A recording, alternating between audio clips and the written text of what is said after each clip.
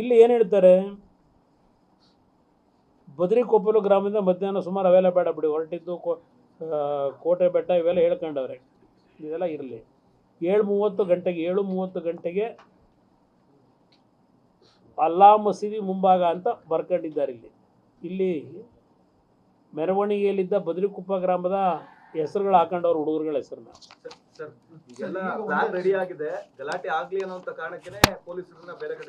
ಅದನ್ನ ತನಿಖೆ ಆಗಬೇಕಿಲ್ಲಿ.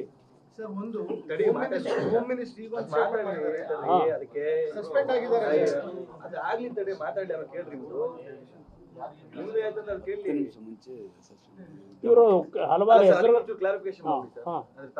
ಇದು ಇಲ್ಲಿ ಅದಕ್ಕೋಸ್ಕರ ವಿತ್ಡ್ರಾ ಮಾಡಿದವ್ರು ಯಾರು? ಹೆಚ್ಚುವರಿ ಪೊಲೀಸ್ನ ಯಾಕೆ ಹಾಕೊಳ್ಳಿಲ್ಲ? ಇದಕ್ಕೆ ಕಾರಣ ಏನು? ಇದನ್ನೇ ತನಿಖೆ ಆಗಬೇಕಾಗಿರೋದು. ಇಲ್ಲಿ ಯಾರ ವೈಫಲ್ಯ ಇದು? ಸರ್ಕಾರ ಜವಾಬ್ದಾರಿ ಇಲ್ವಾ? ಇಲ್ಲಿ ಹಲವಾರು ಹೆಸರುಗಳನ್ನು ಬದ್ರಿಕೊಪ್ಪ ಗ್ರಾಮದವ್ರದ್ದು ಈ ಕಂಪ್ಲೇಂಟಲ್ಲಿ.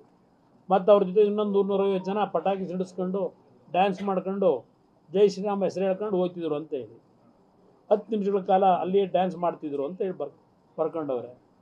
10 ನಿಮಿಷ ಅವ್ರು ಡ್ಯಾನ್ಸ್ ಮಾಡೋದಕ್ಕೆ ಬಿಟ್ಟವ್ರು ಯಾರು? ನೀವೇನು ಮಾಡ್ತಾಯಿದ್ರಿ? ನಮ್ಮ ಪೊಲೀಸ್ ಇಲಾಖೆ ಏನು ಮಾಡ್ತಾ ಇತ್ತಲ್ಲಿ? ತಕ್ಷಣ ಎರಡೂ ಸಮಾಜದವ್ರನ್ನ ಹೆಚ್ಚುವರಿ ಪೊಲೀಸ್ ಇದ್ದಿದ್ರೆ ಕಂಟ್ರೋಲಿಗೆ ತರಕ್ಕೆ ಸಾಧ್ಯ ಇರಲಿಲ್ವ ನಿಮಗೆ? ಇದಾ ನಿಮ್ಮ ಆಡಳಿತ? ಇಲ್ಲಿ ಇದಾದ ಮೇಲೆ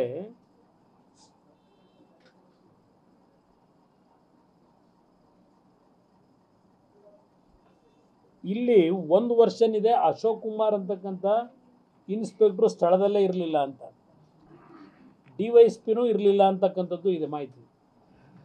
ಇಲ್ಲಿ ಅವರ ನೇತೃತ್ವದಲ್ಲಿ ಮುಂದೆ ಹೋಗುವಂತೆ ಸೂಚಿಸಿದ್ರು ಅಂತೇಳಿ ಇಲ್ಲಿ ಕಂಪ್ಲೇಂಟಲ್ಲಿ ಇಟ್ಕೊಂಡಿದ್ದೀವಿ.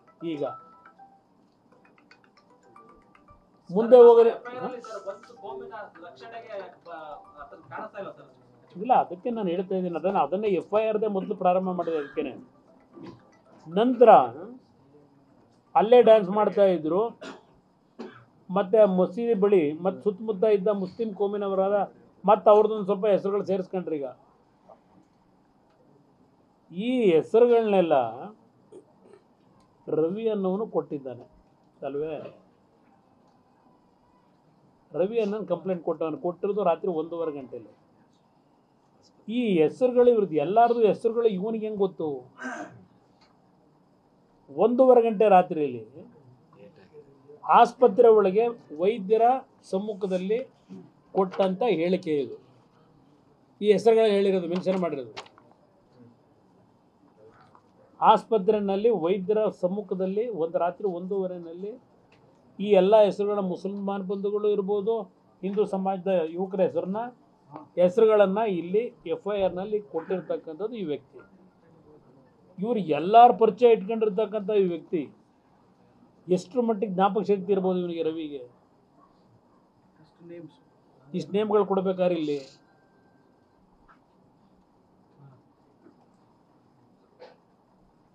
ಆಮೇಲೆ ಗುಂಪು ಕಟ್ಕೊಂಡು 150 ಜನ ಏಕಾಏಕಿ ಇದೆಲ್ಲ ಹೇಳಿ ಇಲ್ಲಿ ಏನು ಹೇಳ್ತಾರೆ, ನಿಮ್ಮ ಗೃಹ ಸಚಿವರು ಏನು ಹೇಳಿದ್ರು ಅಂದರೆ ಆಕಸ್ಮಿಕ ಘಟನೆ ಈಗಿರಲಿ, ಆಕಸ್ಮಿಕ ಘಟನೆ ಸಣ್ಣ ಪುಟ್ಟ ಗಲಾಟೆ ಅದು ಅಂತ ಹೇಳಿದ್ದಾರೆ, ಕೋಮು ಗಲಭೆ ಅಲ್ಲ ಅಂತ ಹೇಳಿದ್ದಾರೆ ಇಲ್ಲಿ.